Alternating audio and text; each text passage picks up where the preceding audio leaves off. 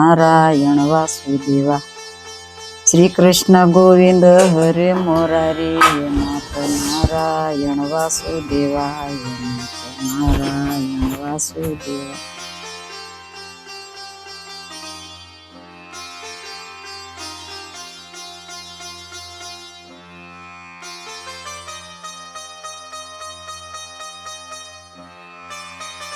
લ્યો બાસા. અરે વેતાબળી હાથ ભાંગલી, આ નથી તારા બાપના, આ તાળી દીધા ઠામડા. બા ખાલી મુકાઈ ગઈ, એમાં મારા બાપ પાસે ક્યાં જવાનું રહ્યું? ઓ બટા, અત્યારમાં આ બધું રહેવા દો તો સારું છે. બા નાના મોટે મોટી વાત થાય ને તો મને માફ કરજો. તમારે જે કેવું હોય ઈ મને કહેજો, પણ મારા બાપુ વિશે કાઈ ન કહેતા. લ્યો સા પી લો બા. એટલે આનો જીભડો તો કુવાડા કાપ્યા જેવો છે, નાના મોટે મોટી વાત કરે છે. બા અત્યારે તાર માને અરે શું માથાકૂટ કરો છો? આ સસુદના સોયા જેવી મને શીખામણી દેશે. હું કોણ છું એને ખબર નથી. ઓ ઈરર વહુ, તમે માપમાં રહેજો. ભૂલી ન જાતા કે તમારું હાહરિયું છે એમ. પણ બા હું તો ખાલી બસ અમને એમ હતું કે આ તો હારા ઘરની સામે લાવશું તો અમારું ઘર ભરાહે. આ તો ખાલી હાથ ઉલાડાવી વાલા મોય. ઈરલ વહુ, જીભડો આંકો હોય ને તો બાપના ઘરેથી ગાડા ભરાય ભરાઈને કરિયાવર લાવવો પડે. મારી જેમ સમજી? ઉપકાર માન અમારો કે તને આ ઘરમાં રહેવા દઈ છે. મારી જેવી કોક બીજી હોત ને તો કેરુની બહાર કાઢી હોત. વેતા બળી. હા ભાભી, કાન ખોલીને સાંભળી લેજો. આ ઘરમાં રહેવું હોય ને તો મારા બા અને મારા મમ્મી કે ને એમ જ કરવું પડશે. બાકી તમને મારી તો ખબર છે ને. રાધાબેન, બા તમારા દીકરાએ દહેજની ના પાડી હતી, નકર મારા બાપુજી એની સગવડ પ્રમાણે કરિયાવર કરવાના જ હતા. એ મારા ભાઈએ તમને ના પાડી હતી, અમે કોઈએ તમને ના પાડી હતી? તમે બધા હવાર હું માથાકૂટ માંડી હે? એ આ બાયુની વાતોમાં તમને કાઈ ન ખબર પડે. એ હા, હવે તમે આમથી ક્યાં મને કોઈ દિન ખબર પડવા દીધી છે તો ખબર પડે. લાવો સા. રાધા બટા, મારે મંદિરે જાવ છે. કોણ આની લપમાં પડે? હાલો મંદિરે જાય. હાલ બટા મારી ભેગી.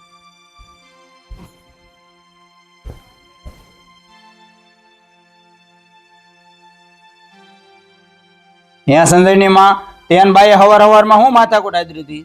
હા, તમારા બધાના વેણ મારે જ પાળવાના. પણ મારા હમ હું ધૂઈ ફૂઈ થાશો. મેં સંજયના લગ્ન કર્યા ને ત્યારે જ કીધું તું કે દહેજ તો જોશે જ, પણ તમે અને તમારા લાડકા દીકરાએ તો સોખી જ ના પાડી દીધી. પણ હવે ક્યાં કોઈ દહેજ લે છે? દહેજ તો નથી લેતા, પણ દેશ તો ભર્યો છે ને, એટલે તો હું ને બા કેવી છી કે દેશ પ્રમાણે કરિયાવર તો લાવવો પડે ને. તમને કાંઈ ખબર ન પડે. તારી વાત સાચી છે હો, પણ હવે હું કરું? મારી વાત બધી હાસી જ હોય છે, પણ તમારે ક્યાં કોઈને માનવું છે. પણ હવે હું કરું ઈ કે ને? એ તમારે કાંઈ નથી કરવાનું. હું ને બા જેમ કેવી ને એમાં તમારે હાયે આ રાખવાની. લ્યો નાખો તાળી. પણ મૂંગી ટાળ મૂંગી, તું કાંઈ હવે નાની નથી. તો બા આયા આગી જા, બેહવા દે. આવો બા આવો, બેહો. બા, રાધા કેમ દેખાતી નથી? તમારે હારે નથી આવી? એની બેનપણી ના ઘરે ગઈ છે. એ બા, તમારા ગોઠણના દુખાવાને હવે કેમ છે? લે બટા, દવા પીવું ને ત્યાં સુધી સારું રે. પાછું હતું એમનું એમ થઈ જાય. બહુ દુખે ગોઠણ. બા બપોરનું રાંધવાનું છે એટલે હું બકાલો લેવા જાઉં છું. એ હા, સાવ.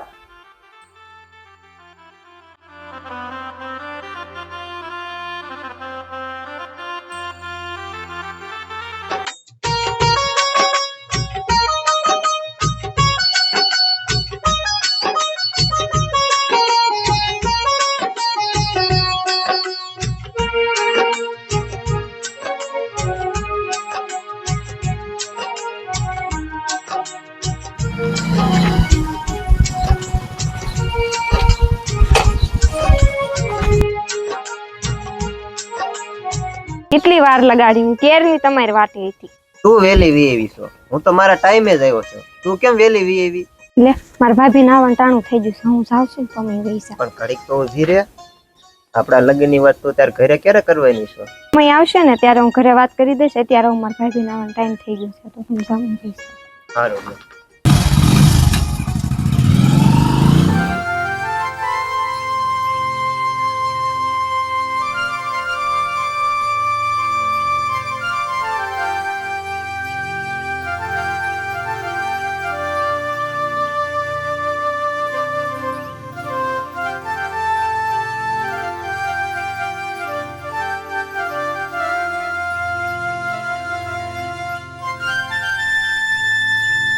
બટા જગા ઓલા ઓધાભાઈ ની પૂરકી ની કઈ તારીખ છે લગ્ન ની? બા એને તો હજી ઘણી વાર છે, ઠેઠ મહિનામાં છે. એ ઓધાભાઈ ના ઘરેથી રમીલા નો ફોન હતો. એને એની દીકરીના કરિયાવરમાં લુગડા ધોવાનું મશીન, ફ્રીજ, ટીવી બધું લીધું છે. જગા ટીવી તો એવું લીધું છે, ભીતમાં ન સોટે, ભીતમાં એવું લીધું છે. બા અત્યારે બધાય ટીવી એવા જ આવે, હું તમે પણ. બા તમારી વાત હાચી છે. ઓધાભાઈ ની પૂરકીને કન્યાદાનમાં તો હોનાનો હાર કરાવવાના છે. ઠેઠ મારા પિયર વડોદમાં હોતન ખબર પડી ગઈ છે. ઓધાભાઈ ની પૂરકીને ગાઢા ભરાય કરિયાવર કરવાના છે બા. ઓધાભાઈ દેશ પણ લેતા હશે ને? દેશ ભલે ને લે, પણ કરિયાવર તો ટકોરા બંધ દેશે ને. હાચી વાત છે મમ્મી, આપણે જ ગુંજાળા સીવી તે મારા ભાઈ ભી કાઈ ન લઈ. લે રામ રામ રામ રામ. ઈ વાલામુનું તે ક્યાં આચારમાં નામ લીધું રાધડી? રાધા બટા તારી ભાભી તો નકરા હાથ ઉલાળે આવી છે.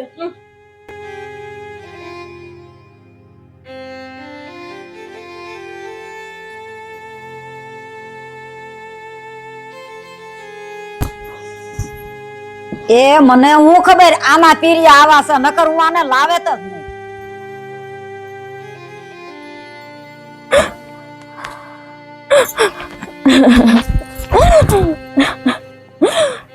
આવા દહેજ અને કરિયાવરના મેણા ટોણા સાંભળીને હું તો જીવતે જીવ મરી ગઈ. તો મારા ધણી શહેરમાં ગયા છે, હું મારા દુઃખની વાત કોને કરું? રોજ રોજ મારા હાહુ અને મારા નણંદ મને હરખેથી જીવવાય નથી દેતા. હે ભગવાન, દીકરીઓના ભાગમાં જ આવા દુઃખ હોય છે.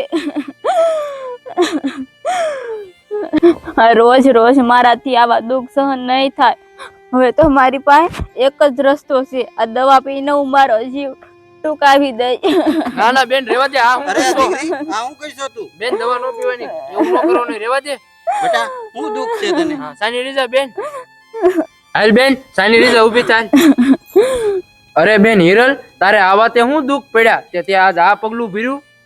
ખમ્મા મારા વીર, તને ઝાઝી ખમ્મા. આજ મારા હાહરિયા વાળા મોંઘા કરિયાવરની માંગણી કરે છે, તે મારે આજે આવું પગલું ભરવું પડ્યું મારા વીરા. અરે દીકરી હિરલ, આવા નબળા વિચાર ન લાવવાના હોય. હાલ તને તારા ઘરે મેકી જાવ. આમ થાય અમે તારા ઘરે આંટો મારવા આવવાના જ હતા. હાલ બેન હિરલ હાલ.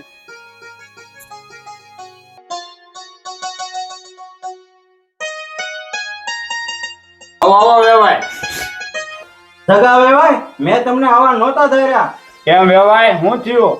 હું નથી છું એમ કયો, મારી બેન દવા પીવા જતી હતી. આ તો ભગવાનનો ઉપકાર કહેવાય કે અમે ટાઈમસર પહોંચી ગયા, નકર નો થવાની થઈ જાત. લાલા, તું કાઈ બોલ માં. ગમે એમ હોય તો આ હિરલ નું હાહરિયું છે. બાપુ બેન મરવાની હદ સુધી પહોંચી ગઈ, ત્યાં લગીને આપણે કઈ બોલવાનું જ નહીં. ક્યારેક આપણે નો બોલવી ને એના કારણે જ આવું થાય છે બાપુ. મારી લાડકી બેન પોતાનો જીવ ગુમાવી જાય, ત્યાં લગીને આપણે કોઈ કઈ બોલવાનું જ નહીં. ઓય છોકરા, થોડોક મર્યાદામાં રહીને વાત કર. આ જોતો નથી તારી કરતા મોટા મોટા બધા ઉભા છે, તોય તું મર્યાદામાં નથી રહેતો. મર્યાદામાં રહેવાનું માનો. અરે નાગણ જેવી, તેજ મારી બેન ને કઈ દુઃખ આપવામાં ખામી નથી રહેવા, પછી મને શું રહેવાનું કેસો? બસ હવે તું નાગણ જેવી કોને કહેશો હે? બેટા લાલા, તું નિરાશ રાખ. વેવાય, મેં તમને પહેલા જ કીધું તું કે અમે અમારી શક્તિ પ્રમાણે કરિયાવર કરશું, તો હવે કેમ ફરી ગયા અને હવે દહેજ ની માંગણી કરો છો? વેવાય, કાન ખોલીને સાંભળી લેજો. દહેજ તો આજે જોશે ને કાલે જોશે. તમારે તો સમાજમાં આબરૂ નથી વેવાય, અમારે તો સમાજ હારે રહેવું પડે ને, એટલે જ કહું છું વેવાય, દહેજ તો જોશે જોશે ને જોશે. વાલામુને આપણા ઘરની વહુ બનાવી ઈ જ મોટી ભૂલ છે. બસ વેવાણ, વેવાણ, હવે હું તમને કહું છું, બોલવામાં હવે મર્યાદા રાખો.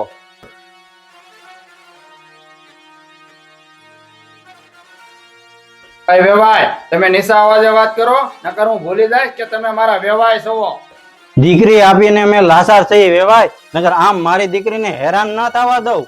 વેવાય, લાંબા ટૂંકા હાથ કરવાનો રહેવા જો, અમે કઈ બંગડી નથી કર્યું હો.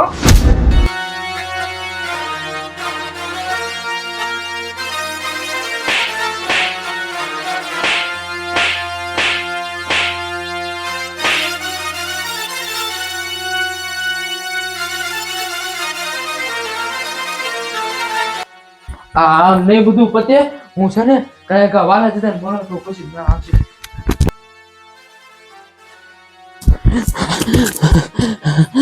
વાલા જતા હું છું બટા, કેમ આટલો બધો તું હાય પૂછો?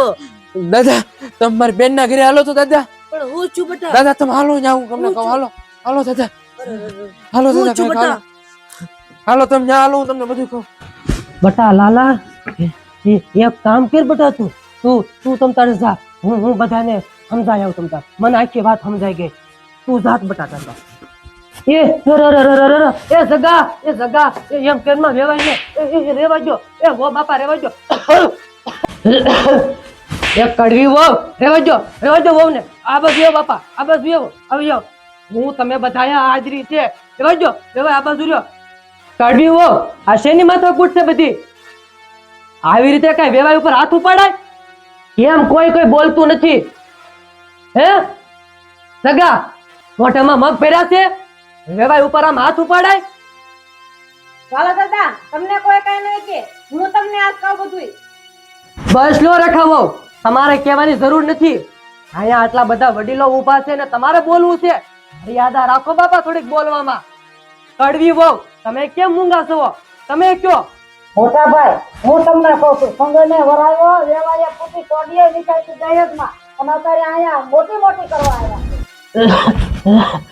અરે હે ભગવાન, તમે બધાય ક્યારે સુધરશો? તમારા બધાયના આવા સંસ્કાર છે. મારે તમને બધાયને હું કેવું? તમારા બધાયના આવા સંસ્કાર છે. તમે બધાએ તો આ તૂત ઊભું કર્યું છે. અને આવા કુરિવાજો બંધ કરો.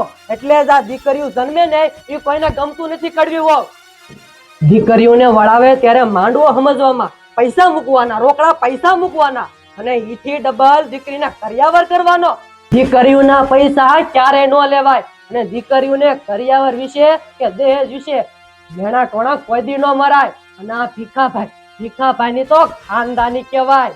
એની દીકરીનો એને 1 રૂપિયો નથી લીધો અને એની સગવડ પ્રમાણે એને કરિયાવર કર્યો છે. અને એની ગાય જેવી દીકરી ઉપર તમે અત્યાચાર કરો છો ત્યારે તમે બધા આ કુરિવાજ માંથી નીકળશો બારા. આવા સંસ્કાર છે તમારા બધાના. મોટા ભાઈ, તમારી વાત સાચી છે. હિરલ વહુને અમે હવે ક્યારેય હેરાન નહીં કરીએ. હિરલ તું મારા ઘરની વહુ નહીં પણ દીકરી છો. જેમ રાધા છે એમ જ તું છો બટા. હા બા, મારે તમને એક વાત કહેવી. બા, વાલા દાદા અને બધા વડીલોની સાક્ષીમાં મારે તમને એક વાત કેવી છે. બા, બાજુના ગામના સરપંચના દીકરા રે રાધાબેનનું મન મળેલું છે અને આપણે જોઈની હગાઈ એની હારે કરી દેવી તો હાસું ને રાધાબેન?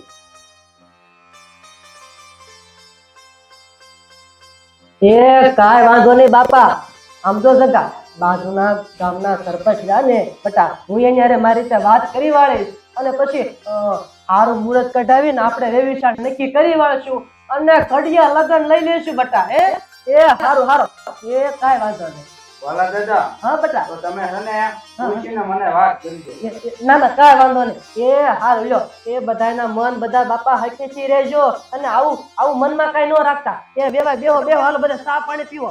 હા મિત્રો, તમને અમારી આ સ્ટોરી ઉપરથી એ શીખ મળે છે કે દીકરીના પૈસા ક્યારેય લેવાય નહીં. સાસરિયામાં દીકરીને કરિયાવર વિશે ક્યારેય મેણા ટોણા ન મારવા. દીકરાની વહુને દીકરીની જેમ સાસવી જોઈએ. જય માતાજી.